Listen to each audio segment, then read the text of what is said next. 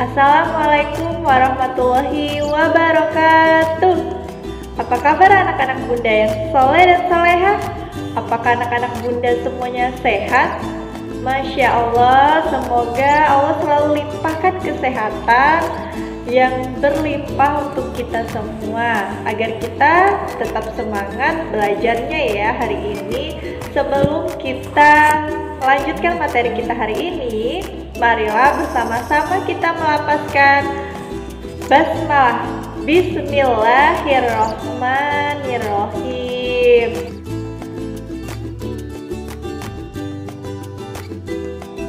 Baiklah anak-anak bunda yang soleh dan solehah, hari ini kita sudah memasuki tema 5, pahlawanku. Subtema 2, pahlawanku, kebanggaanku.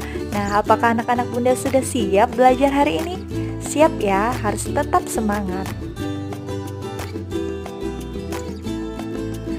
Pembelajaran 2. Nah, di sini ada kata kunci yang akan kita pelajari hari ini, yaitu yang pertama, menggali informasi berdasarkan hal yang sudah diketahui dari bacaan dan menjelaskan cara menangani luka lepuh karena air panas.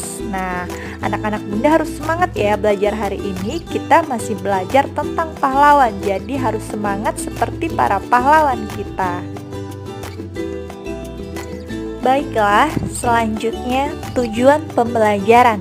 Nah, yang pertama tujuan pembelajaran kita hari ini yaitu peserta didik mampu menyebutkan informasi yang sudah diketahui dan yang ingin diketahui. Kemudian yang kedua, peserta didik mampu menjelaskan langkah penanganan luka lepuh. Baiklah, sebelum memasuki materi, bunda ingin tanya dulu kepada anak-anak bunda, apakah anak-anak bunda masih mengingat materi kemarin tentang peninggalan kerajaan Islam apa saja? Iya, benar sekali. Yang pertama ada cermin, kemudian ada masjid, kemudian ada makam, kemudian ada benteng.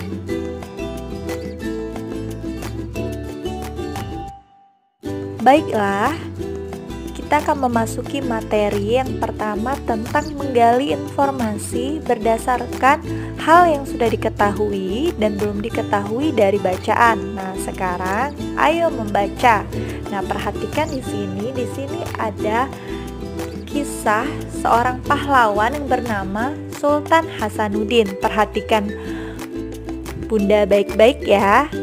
Sultan Hasanuddin ialah raja dari kerajaan Islam Goa Talo di Makassar, Sulawesi Selatan.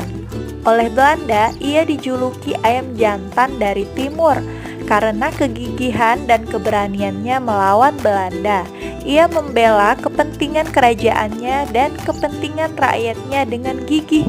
Ia berusaha menegakkan kedaulatan dan memperluas wilayah kerajaan. Ia berhadapan dengan Arupalaka, Raja Bone yang dibantu oleh Belanda. Sultan Hasanuddin dikenal arif dan bijaksana.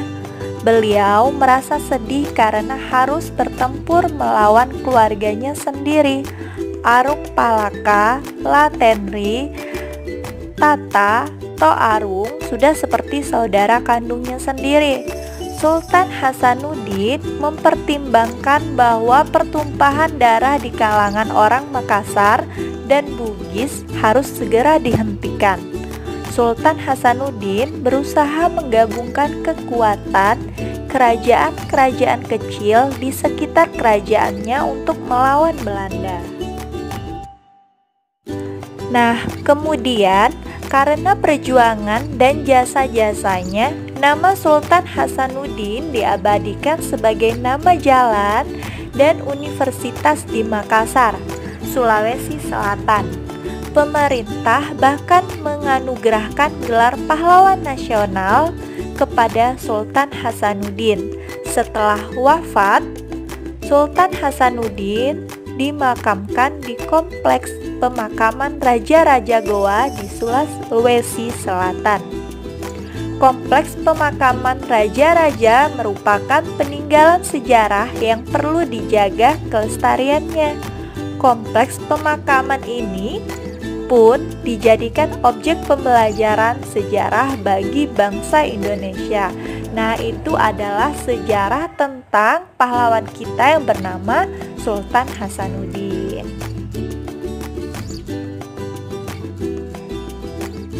Baiklah, berdasarkan bacaan yang sudah Bunda bacakan tadi, marilah bersama-sama kita isi tabel berikut. Nah, di sini ada tabel apa yang kamu ketahui tentang Sultan Hasanuddin. Nah, apa yang sudah kita ketahui berdasarkan bacaan tadi? Iya, benar sekali. Sultan Hasanuddin ialah raja dari kerajaan Islam Goa Talo di Makassar, Sulawesi Selatan.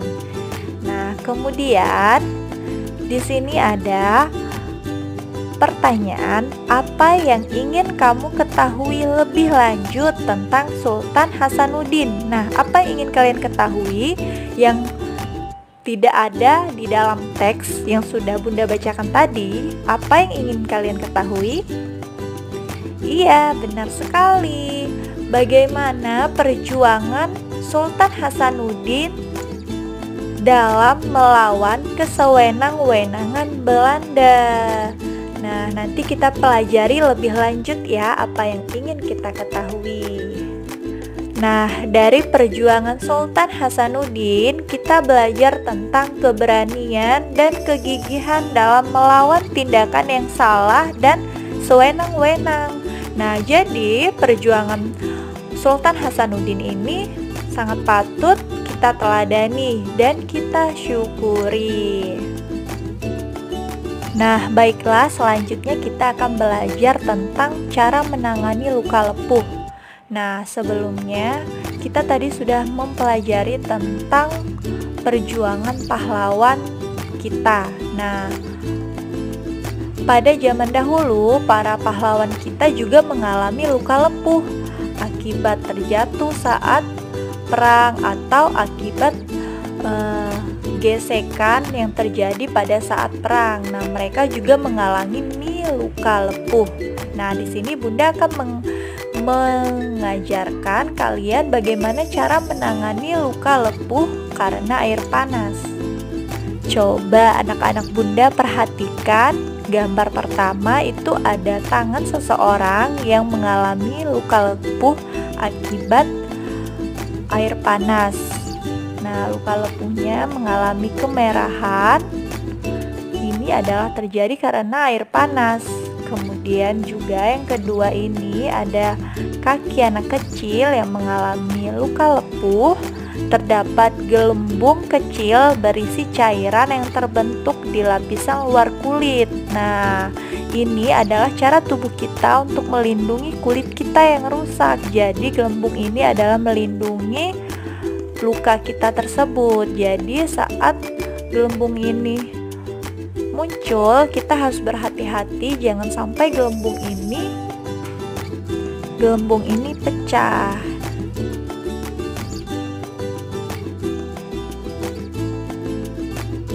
Baiklah, selanjutnya Bunda akan menjelaskan cara langkah-langkah untuk menangani luka lepuh karena air panas. Nah, coba anak-anak Bunda perhatikan gambar yang ada di sini ya. Yang pertama, dinginkan luka lepuh dengan menyiramnya di bawah air yang mengalir selama kurang lebih 20 menit.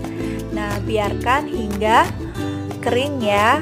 Kemudian yang kedua, oleskan bahan alami seperti madu, putih telur, kulit pisang, potongan kentang atau lendir lidah buaya pada luka lepuh agar luka tersebut dingin, atau juga bisa dioleskan obat yang diberikan oleh dokter. Yang ketiga,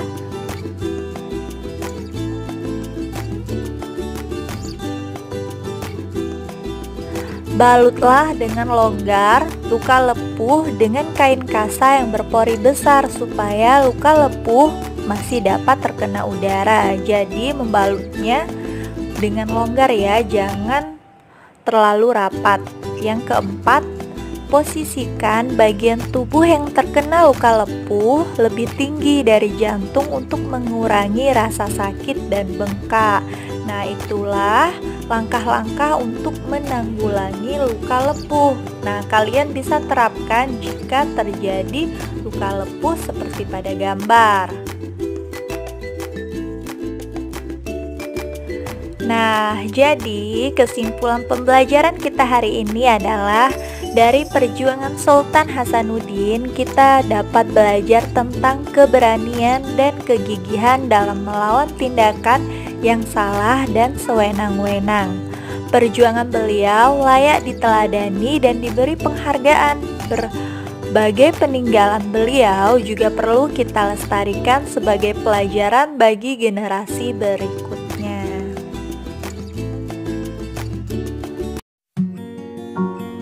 Jadi banyak sekali pembelajaran yang kita dapat dari pelajaran kita hari ini. Nah, terutama dari perjuangan Sultan Hasanuddin yang sudah kita pelajari tadi. Kita belajar banyak dari beliau. Perjuangan beliau layak kita teladani dan peninggalan beliau juga harus kita lestarikan.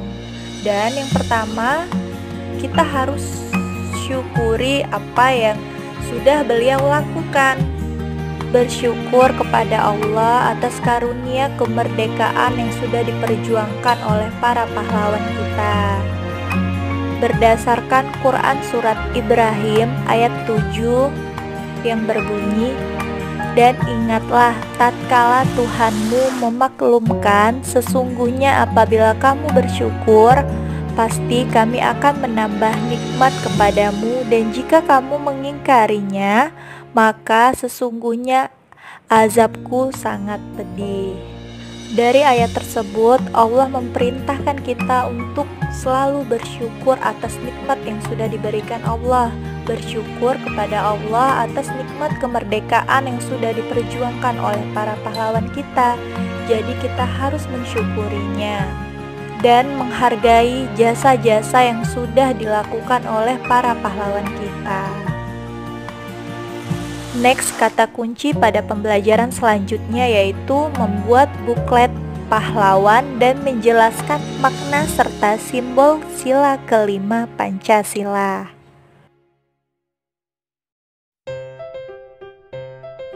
Jazakumullah khair atas perhatiannya. Semoga apa yang kita pelajari hari ini bermanfaat dan semoga anak-anak Bunda semuanya paham apa yang Bunda jelaskan hari ini. Sebelum kita tutup pembelajaran kita pada hari ini, marilah bersama-sama kita melapaskan hamdalah. Alhamdulillahirabbil alamin. Nah, anak-anak Bunda tetap jaga kesehatannya ya. Wassalamualaikum warahmatullahi wabarakatuh.